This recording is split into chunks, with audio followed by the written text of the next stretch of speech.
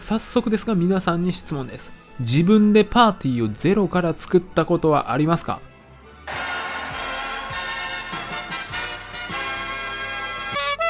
最近いわゆるレシートっていうものが流行してて、大体の人はそれを丸々使うか参考にして組むことが多いかと思います。で、そうするとぶち当たる問題が、代用ありますか？ないです。っていう不毛な会話が繰り広げられること。今回はこんなことが起きないように、新しい編成を自分だけのボックスでゼロから組むやり方について、実際にパーティーを作りながら事細かく解説していきます。特定のリーダーに限った話ではなくて、汎用性を持たせて解説していくんで、新しいキャラが当たって新しい編成が組みたくなったらどうぞ参考にしてください。で、まず今回の動画のゴール。難しすぎないダンジョンならある程度どこでも攻略可能な汎用的なパーティーを目標としていきたいと思います。例えば月々のクエスト14、できれば15とかもです。あとは最新の降臨ダンジョンとかその辺ですね。最新の称号チャレンジとかは難しすぎるんで、あれは対象外です。それ専用のパーティーを作ってください。で、こんな感じでまずどこのダンジョンに潜るかっていうのを決めるのはかなり重要で、これによってまたパーティーの作り方が変わってきます。今回は汎用パーティーでは早速パーティーを作っていきましょう。この動画ではパーティーをこの順で作っていきます。まず一番最初はリーダーとフレンド。そのうちのリーダーですが、これはもう単純に使いたいリーダーを最初に決めます。環境トップと言われる最強リーダーでもいいですし、はたまた自分が使いたいリーダーでも OK です。今回は2023年12月現在、鬼滅コラボが復刻して所持率も高そうな炭治郎を選んでいきます。で、お次、フレンド。こっからはちょっと考えていく必要があります。さっき選んだ炭治郎のリーダースキルを見てみましょう。注目すべきところが、水属性と攻撃タイプといったパーティーの制限縛り、火を4個以上消すと半減という消し方、5コンボ加算といった追加効果。今回はないんですけど、なんとかの固定ダメージという場合もこの追加効果に含まれます。フレンドの選び方をものすごく大雑把に言うと、このリーダーの3つの条件と合ったようなキャラにしないといけません。ではこの項目を一つ一つ細かく見ていきましょう。まず最初の制限縛り、水属性と攻撃タイプ。この後編成するサブもそうなんですけど、基本この条件に沿ったフレンドを選ぶべきです。なので一回ちょっと自分のパズドラを開いてもらって、そのモンスター図鑑から条件に合うようにフィルタリングしてみましょう。モンスター図鑑を開いてもらって、右上の表示順変更、フィルターからタイプとか属性を選びます。今回は水か攻撃どっちかだったらいいんですけど、まず攻撃タイプを選んでみましょうか。ついでに右下の所持中のみっていうところにもチェックをつけて、これで OK。そうすると自分の持っている攻撃タイプのみのキャラがリストアップされます。で、次の消し方。これがなるべくリーダーと似ているキャラをフレンドに置きたいです。これもボックスのフィルター機能で絞れます。あんまり使ってる人見ないんですけど、意外と便利だったりします。同じように表示順変更、リーダー検索で、今回は消し方で絞り込みたいんで消し方をします。炭治郎のリーダースキルは火を4個以上つなげて消すっていった条件なんで、つなぎ消し選んでください。さらに絞られました。で、最後の追加効果。これは一般的なパーティーではコンボ加算と固定ダメージ、これが両立しているパーティーが強いと言われてます。コンボ加算がないと盤面10コンボが安定しなくて火力が出ません。固定ダメージがないと今度は敵の根性、このマークが出ると完全に積みます。で、今回の炭治郎は5コンボ加算があって固定ダメージがないんで、固定ダメージがあるキャラを探していきます。これも同様に絞り込みです。表示順変更、リーダー検索で、今回は追加効果で絞りたいんで、一番下の追加効果を選んでください。で、固定ダメージの追い打ちの方を選びます。はい、かなり絞られました。で、一般的に新しいキャラの方が強いことが多いんで、ちょっとモンスター図鑑の一番下まで行ってみましょうか。この動画を撮った時は鬼滅コラボが復刻した直後なんで、一番下は煉獄さんです。ちょっと見てみます。リーダースキルが火を6個以上つなげて消すとダメージ軽減の3コンボ加算の固定1ダメージと書いてます。リーダーの炭治郎は5コンボ加算だったんで、今の煉獄さんと合わせると8コンボ加算固定1ダメージになります。コンボ加算の数字は大きい方がいいんですけど、固定ダメージの威力は強くてもそんな大きいメリットないんで無視して OK です。固定ダメージはあるかないか、それだけです。で、最後に念のためにリーダーとフレンドが3つの条件に合っているか一つ一つ見てみます。制限縛り、炭治郎は水攻撃ですが煉獄さんにはありません。消し方は4個つなげつつ6個つなげればいい。要するに6個つなげてくださいねということですね。で、追加効果は合計8コンボ加算と固定1ダメージ。ちゃんとコンボ加算と固定ダメージがどちらも両立できてます。いいですね。ということで今回は炭治郎煉獄パーティーを使っていきます。では次、間のサブを見ていきましょう。サブの編成のさせ方はこんな順序で考えていきます。まずは一番最初のドロップ供給枠でサブを考えていくんですけど、ここもリーダーと合うサブを編成させないといけません。さっきのリーダーの制限縛りをもう一度思い出してください。今回は水属性と攻撃タイプでした。つまりさっきのフレンドと選ぶときと同じようにその制限下で選ばないといけません。ということでもう一回フィルターを使います。さっき選んだ攻撃タイプがそのまんまであることを確認して、忘れないようにリーダー検索をクリアしておいてください。これ忘れる人結構いるんで注意です。サブなんでリーダースキルは関係ありません。で、もう一つ見るべきものがあって、リーダーフレンドが変身キャラの場合、その変身ターンがいくらであるか見ておきます。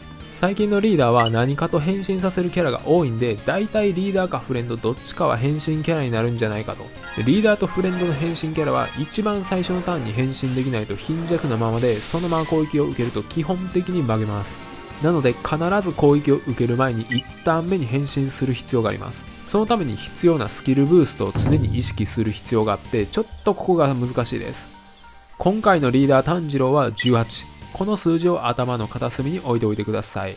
リーダーとサブを編成し終わった時に、だいたいスキルブーストの数が13とか14とかそれぐらいで、あとは武器でちょっと補うような形にしたいです。で、これから編成するサブが変身キャラだった場合も、なるべくそれに合わせてスキルブーストを積んでいきます。ここでやっとドロップ供給枠について考えていきます。リーダーの条件だった消し方を思い出しましょう。今回は火を6個以上消すとでした。この消し方を毎ターンクリアできるようなサブを選ぶ必要があります。もしリーダースキルが5色同時消しであれば、毎ターン5色用意できるようなスキルが必要になりますし、火水同時消しであれば、毎ターン火と水を両方用意しなければいけません。そんなわけで検索していくんですけど、今回リーダーの炭治郎で2ターンに1回火を6個作れますが、それが使えない1ターンおきに火を6個生成するスキルがまた別に必要です。ということで今欲しいのはスキルターンが2で火を6個生成するスキルなんで、火を6個とスキル検索していきましょう。スキル検索の部分が出てこなかったら右上の表示順変更からワード検索スキルを選んでください。そうすると何体か出てきましたね。で、この中で強そうなキャラを探しましょう。例えばモンハンキャラのリオレウス。スキルを見ると確かに火を6個生成してくれます。ただスキルターンが3ターンで、これだと炭治郎と合わせても毎ターン火を作ることはできません。じゃあアイアンマンでもちょっと見てみましょうか。これは火を6個生成してくれて、スキルターンも2ターンなので今回の条件に合致してますね。これ使ってみましょう。で、今は火を6個でこれぐらい出てきましたが、もしあんまり出てこなかったら、例えば火回復を6個って検索してもらったらまた別のキャラが出てくると思いますし、それでも納得するキャラがいなければ火を5個、火を4個とかで順次妥協していくといいです。で、これでようやくサブ1体を決めることができました。これでスキルブーストは超覚醒無視して4になりました。超覚醒は後で考えていきます。で、炭治郎とアイアンマンを毎ターン使うことでリーダースキルを発動させることができるようになりましたが、これでももしまだ足りなければさらにもう1枠同じようなキャラを追加します。それか今回はドロップ生成キャラを使いましたが、このリーダースキル補助の枠はいわゆるルーレットスキルで補うこともできます。どんなキャラかっていうと、ルーレットターンとスキルターンが同じキャラで、回ってるルーレットから好きな色を取り出し続ける感じです。昔使われていたキャラだとミカゲとかラフィーネとかそんな感じのキャラですね。現代版だと天使の悪魔、芝みゆきとか使えます。このルーレットループキャラを使うとたったの1枠でリーダースキルを満たすことができるんで非常に便利なキャラです。ただしパズルがめんどくさいんで自分のパズル力と相談する必要があります。で、次の枠、主要ギミック対策枠です。2、3枠はここに割いてください。もうこのゲーム10年以上続いているのもあって、現代のパズドラはあまりにもギミックが増えすぎました。これを全部対策するのは絶対に不可能です。じゃあどうするんだって話なんですけど、このギミック群、明らかにヤバいものと別にそうでもないもの、めちゃくちゃ品質なものとそうでもないものに分けることができます。今回はその食らうと即積みするヤバすぎるかつどのダンジョンでもすぐに飛んでくるギミックに絞って対策します。それがこの5つ。まずこの前半3つ、これを対策しないと敵にダメージが通らず地獄みたいな999ターン耐久が始まります。終わりです。続いて覚醒無効、対策しないと火力耐久全てが超弱体化。覚醒無効状態で倒せる敵は一体たりともいません。終わりです。最後に消せない状態、リーダースキルが発動できなくなります。終わりです。基本これらを1個でも欠かすのは好ましくないんで1個ずつ対策していきます。まずはダメージ吸収。基本はダメージ吸収無効スキルによる対策になります。炭治郎のリーダースキルに合わせて攻撃タイプに絞ってることをちゃんと確認して、これもフィルターで絞り込みましょう。スキル名検索でダメージ吸収と検索してあれば出てきますね。今回はフレンド枠の京次郎が吸収無効を持っていて、すでに対策ができていたので大丈夫です。次は属性吸収。これも基本はスキルで対策します。属性吸収と検索して絞り込み。で、このダメージ吸収と属性吸収は1スキルだけで対応できることが結構多いので、なるべく2つ一緒に対策できるキャラを選んだ方がサブ枠を圧縮できて余裕が生まれます。煉獄さんはそうだったんで、今回はここも特に追加の対策は不要でした。次にダメージ無効。スキルによる対策、覚醒スキルによる対策の2通り選択肢があります。スキルでの対策の場合はさっきと同じようにダメージ無効を貫通、これでスキル検索。覚醒スキルでの対策の場合は覚醒フィルターでダメージ無効貫通を選んでやります。これもまた煉獄さん、あと炭治郎とアイアンマンも無効貫通の覚醒スキルを持ってたので、これ以上の対策は不要。この覚醒スキルで対策する場合は1体無効貫通覚醒を持っている程度では力不足なんで、今回みたく全員とまではいかなくてももう何体かに無効貫通の覚醒スキルがあった方がいいです。次は覚醒無効と消せない状態の対策、同様にスキルで対策です。この2つも1体だけでセットで対策できるキャラが結構多いんで、できれば1枠で両方対策したいです。覚醒無効、それか消せない状態のどちらかでスキル検索して、例えばフェニックス、覚醒無効と消せない状態両方とも回復できるかスキルを確認します。両方とも回復できますね。サブ2体目はこれにしましょう。で、最後の枠。ここは名前の通り自由度が高めなんですが、ちょっと一旦最初に触れたスキルブーストの数を見てみましょう。現状はパーティーの詳細画面で見れる4とフレンドの煉獄さんの分を足して6、リーダー炭治郎のスキルターンは18で、後から入れたアイアンマンとフェニックスは23必要なんで全く全然足りません。なのでここからはスキルブーストをかなり意識して編成させないといけないということになりますね。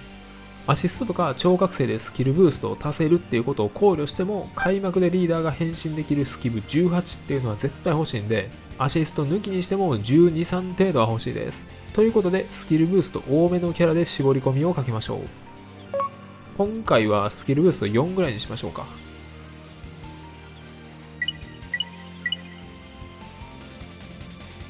この条件でメインどころではない他のギミックを対策できるキャラを変遷させます。いくつかその主要でないギミックを上げてきます。例えば回復力。道中で回復力を減らされて、もっと言うとゼロにされると全く回復ができなくなります。そのまま自利品で負けってなることがありますが、そんなに出てくるわけではないんで優先度は低めです。もし対策するならスキル検索で回復力。他にも全ドロップ変換、いわゆる花火です。盤面全部を回復ドロップに変えてくる敵がたまーにいます。そうすると、例えば炭治郎だったら回復から火を作ることはできないんで、そのまま火が欠損してずらして1コンボのみで死亡。対策するならスキル検索で盤面をとか入れ替えるって出てきます。操作時間減少。操作時間が敵によって減少させられて最悪2秒とか3秒程度になります。プレイヤー自身のパズル力がめちゃくちゃあったり、リーダーの消し方が楽だったら問題ないんですけど、そうでないなら鬼畜。特に多色パズルだと絶望的です。対策する場合は操作時間で検索しましょう。大ダメージ。強敵は HP を半分にした時に大ダメージを放ちがちです。特にクエスト15とかだとその傾向が顕著で、対策しないと HP を半分にした瞬間即死することが多いです。対策スキルを検索するのであれば、ダメージを半減、ダメージを激減、80% とかで候補が出てきます。5子盤面。最近増えてきたギミックで盤面が縮小して欠損のリスクがかなり上がります。対策スキルの検索方法は 7×6、6×5 で出てきます。てな感じで各ギミックに対策できるキャラを選びましょう。今回は大ダメージ攻撃に耐えるために 80% と検索してみます。持ってる人多そうな芝とか入れてみましょう。これで現時点ではスキルブーストは10、炭治郎変身ターンの18まで8足りませんが、武器とか超覚醒とかで補えるんでそこまではいらないです。残り2程度、だいたい合計12ぐらいのスキルブーストがあればなんとかなりそうです。なので検索条件をスキルブースト4からちょっと緩くします。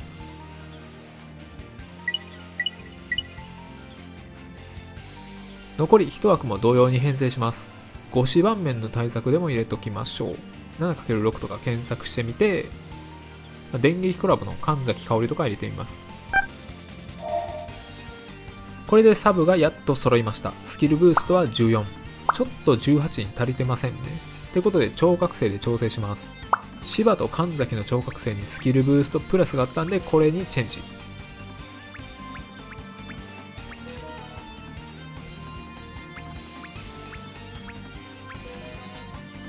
これでスキルブーストが18。開幕炭治郎が変身できるようになりました。これにてサブ編成は終了。お疲れ様でした。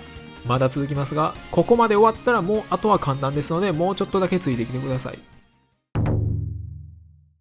ではアシストいきましょう。昔と比べてアシストいわゆる武器なんですけど、めちゃくちゃ性能が上がりました。昔だったらなかったらなかったで仕方ないなっていったレベルやったんですけど、もうそんなことはありません。じゃあどんな武器をつけたらいいんだってなるんですけど、アシストはそのつけるアシスト元によって2種類分けられます。まず1つ、変身キャラ、進化スキルのキャラにつける場合、ここは変身前の変身するスキル自体、進化スキルの進化前スキルのようにアシストのスキルまで貯めきる必要がありません。というよりむしろそこまで貯めてしまうと変身とかスキル進化ができずにかえって迷惑です。なので変身キャラ、進化スキルキャラのアシストは基本覚醒スキルだけを考慮して選べば OK です。今回だったら炭治郎、アイアンマン、フェニックスは単純に覚醒スキルが強いアシストをつけましょう。もう一つはそれ以外の通常キャラ。ここはアシストの持つスキルまで貯めて前半でその強めのスキルを使うところまで考えます。今回はまずこっちの方から先に考えていきましょう。では強めのスキルとは何なのかっていうとこなんですけど、基本どんな状況でもアシストについてたらかなり便利なスキルが1種類あります。それが2ターン貯めるなどと書かれたヘイストスキル。これをダンジョン潜入時に最初に使ってサブだけでは足りなかった変身までのスキルターンを稼ぐことができます。2ターン貯まるなら実質スキルブーストはプラス2、3ターン貯まるなら実質スキルブーストはプラス3といった感じです。今のパーティーはスキルブーストは18、フェニックスとアイアンマンの23までは5足りてません。なので2ターンヘイスト武器と3ヘイスト武器とか、2ターンヘイスト武器2つと武器でスキルブーストを1つつければたまりそうですね。今回は後者の2ターンヘイスト武器、それとスキルブースト付き2ターンヘイスト武器を探してみましょう。もしノーチラスとかシーウルフとかデイトナとか2段階変身キャラを使うときは、このヘイスト分だけで1段階目から2段階目まで変身させなければいけません。例えばノーチラスなら2段階目に変身するのに必要なターンは6なので、2ターンヘイスト ×3 つとか3ターンヘイスト ×2 つの武器を用意してください。でついでにもう一つ見ておきましょう。覚醒スキル一覧を自分のパーティーから見てもらうと、今毒耐性プラスがあります。昔はこの耐性、毒、お邪魔、暗闇、あと雲操作負荷、全て揃えるのが必須級だったんですけど、今はそうでもなくなりました。できればつけるぐらいでいいんですけど、今回は武器でつけていきます。今は毒は耐性があるんで、残りのお邪魔、暗闇、操作負荷、雲、これを武器でつけていきましょう。はい、では長々とした説明だったんですけど、ここから実際に候補を探していきます。さっきと同様、モンスター図鑑を開いて表示順変更、フィルターでさっきの条件を全てクリアしてあります。武器にタイプは関係ないです。で、覚醒スキルで武器を見ていきたいんで、覚醒アシストと今見たいスキルブーストを持っている武器で絞り込みます。はい、まだまだ候補が多いですね。ちょっとここから選ぶのは無理なんで、ここから2ターンヘイスト武器で絞りましょう。スキル検索で2ターン貯まると検索してください。まだまだいっぱいあって絞り切ることができません。ここでさっきあったらいいなって言った耐性を1個だけ追加してみます。操作負荷耐性を追加してみましょう。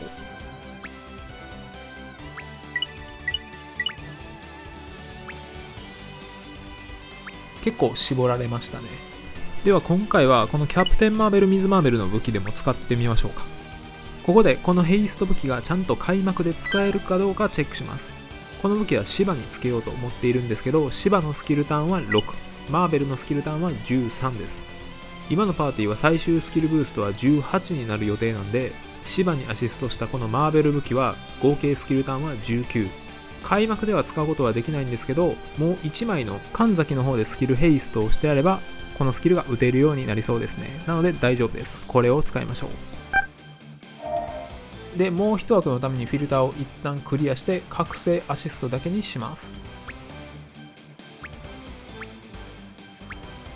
さっきこの状態で2ターンヘイスト武器で絞り込みをかけましたが、候補がありすぎて選べなかったんで、お邪魔耐性でも追加してみましょう。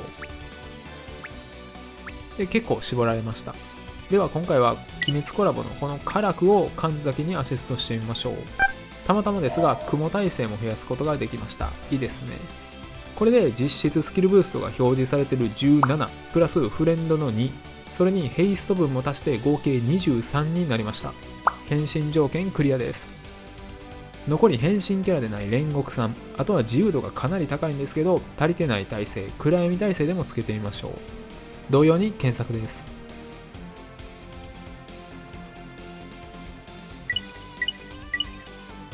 で、煉獄さんは変身キャラでないんでアシストのスキルがたまります。変なスキルがたまって煉獄さんの元のスキルが使えないと困っちゃうんで、念のため元のスキルとあんまり変わりがないスキルをつけておきます。ダメージ吸収、それから属性吸収とかで検索して何でもいいんですけど、今回は織姫でもつけておきましょう。あとの変身キャラ3体、ここはもっと自由で、さっきも言った通り覚醒スキルのみを考えれば OK です。まず炭治郎を見てみますが、最近の変身キャラは副属性に露骨に不要な属性に変えられていることが多いです。明らかにバランス調整です。これ全然意味ないんで、副属性変更の武器を使って属性変更してやりましょう。非属性付与でフィルタリングします。もうやり方は覚えたでしょうか。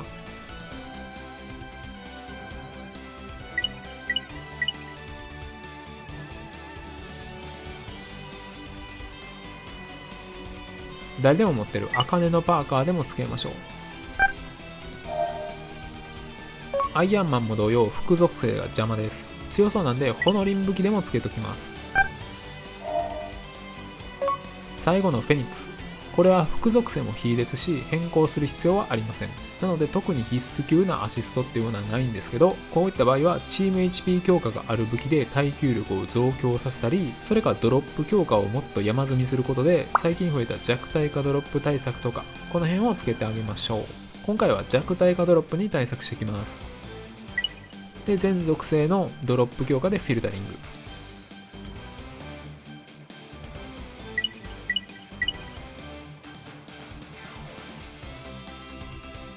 割と所持率高そうなクリスマスイベントの魔法石とかつけときましょう。